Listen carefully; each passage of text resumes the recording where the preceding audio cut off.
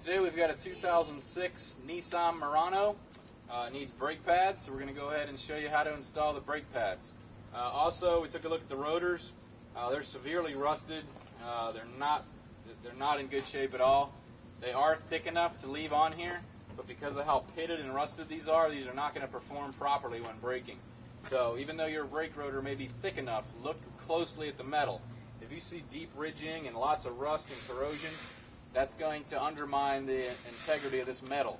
And just think about it, if you're braking at, you're driving around for an hour or so, you've been braking all day, you're heating that thing up, you can get brake fade or you can get a failure from having a poor brake rotor. So we're going to go ahead and replace both of them.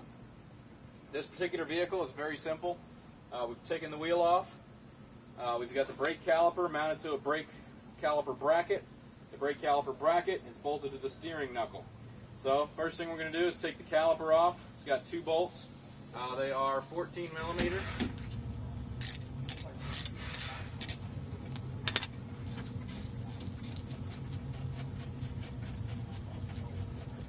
Okay, and we remove that bolt.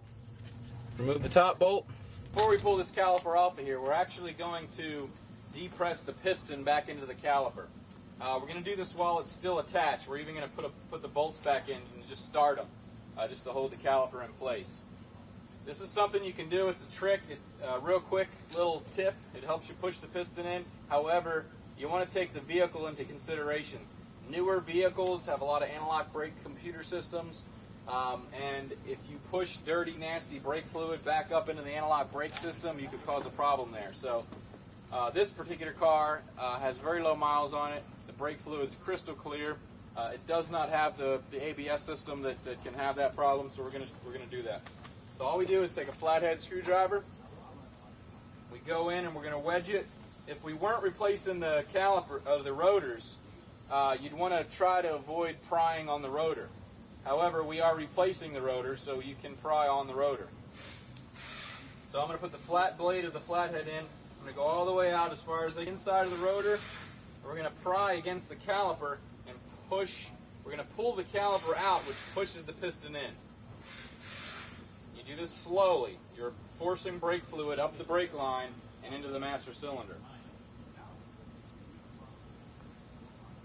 Once it starts going, it goes in pretty easy.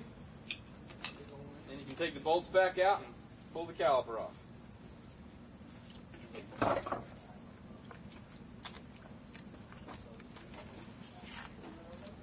You also don't want to hang the caliper by the hose. These hoses are rubber.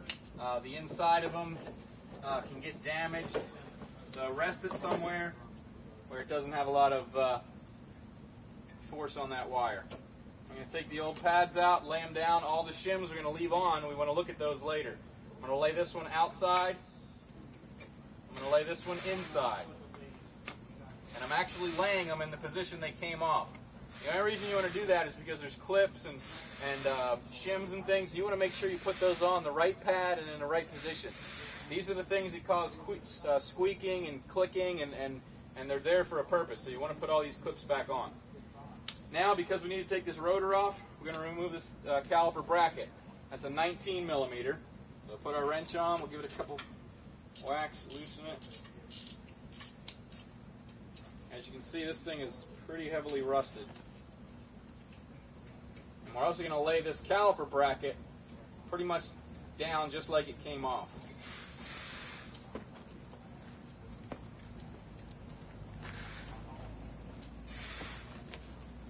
Now our brake rotor.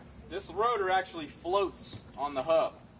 As you can see right now, it is not moving. It is stuck onto that hub. The only thing holding on there is rust. You'd want to look on the face of the rotor, see if you have any screws or anything. Some Hondas will have two screws that hold them in place. This one actually has a hole with threads, and that's the only reason that's there for is to use a bolt to push this rotor off if needed. You actually use a bolt, screw it in, use it with a wrench, and it'll pop the rotor off of the hub. It's kind of like a puller, so that was designed that way in case this happens. We have another method. We like to use a big hammer and just knock it off.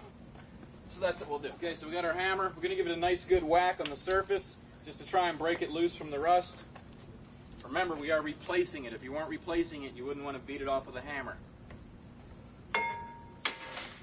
One good whack, that broke it for 3. You can see all the rust that came apart.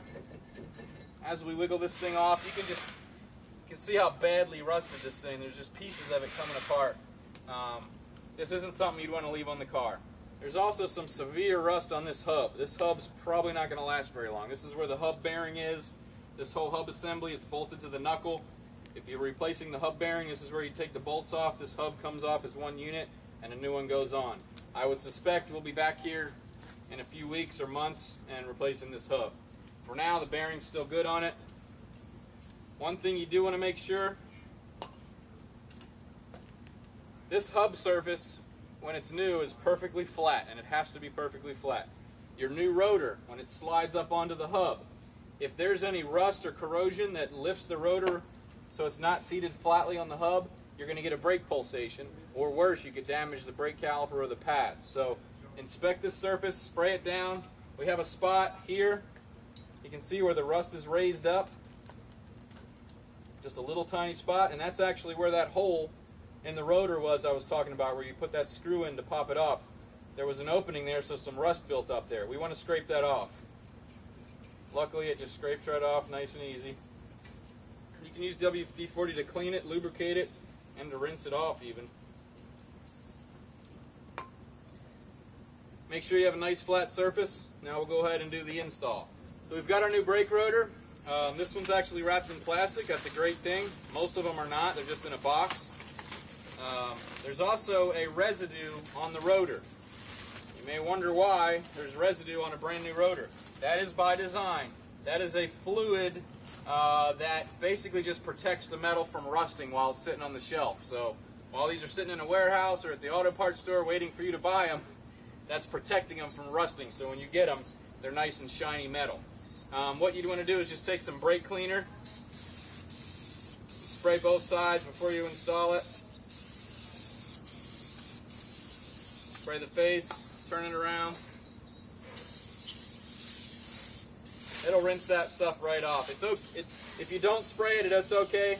But when you first start to make a few stops, you'll smell it. It'll burn. Usually, it'll get a little smoke. It's not really going to hurt anything, but it's good to clean that off. It helps. It's easier to break the pads in. So we use brake cleaner. It's got alcohol in it. It eats that stuff right up. Go ahead and slide our rotor on. Remember, these rotors are just floating. They're not bolted on. They just sit right there and float there. The bracket goes around it. We've also cleaned and lubed the slides on this bracket. The brake pads sit in here and they slide in and out. So it's a good idea to clean these slides and lubricate them. We're ready to install the brake pads. Since we got good premium brand pads, they've actually already have shims installed. They're pre-glued and installed. This is sometimes the difference between the $15 or $20 pads and the $30 pads. But it makes a world of difference. Nice shims on the back of the pad, the correct wear indicator, beveled edges on the pads. When you're buying brake pads, it's silly to buy the cheapest pad. It just is. Yeah, you're saving 10, 15, 20 bucks, but these are your brakes. They stop the car. Get a good brand.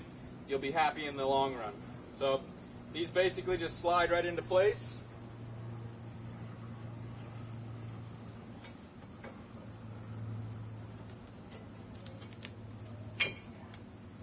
Snap them into place. Make sure your clips are all lined up like they're supposed to, which they are.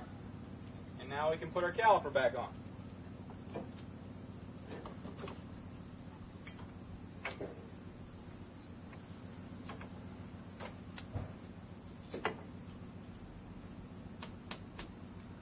These have spring-loaded clips on the pads that push the pads out. That's so that when you release your brake pedal, the pads will stay away from the rotor, so you're not engaging the brakes while you're not pushing on the brakes. So you have to push against those clamps to get the caliper on. It's not a big deal, but that's why you have to fight it just a little bit.